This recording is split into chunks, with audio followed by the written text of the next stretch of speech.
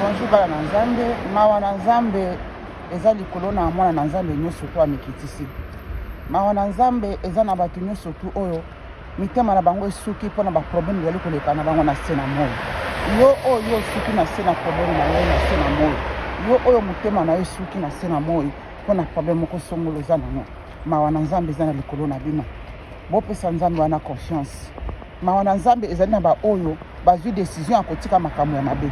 Mawa na Nzambe ezali na ba oyo nyonso tu bandimi bazwi décision mpe mokano ya komikitisa na se na makolo na Nzambe. Mawa na Nzambe wana ebatela bino. Mawa na Nzambe wana epambolaka. Mawa na Nzambe wana epesaka biso makasi. Lelo Nzambe azali komona yo okei na mutema na omikitisi na se na makolo na ye na sincérité nyonso tu ozwi mokano ya koyeba kotika oyo nyonso tu ezalaki kosala banda kosepelisa Nzambe te. Mawa na Nzambe ezali na likolo na bino bana na Nzambe. Mawa na Nzambe ezali na motu oyo areconnaître mabe na ye.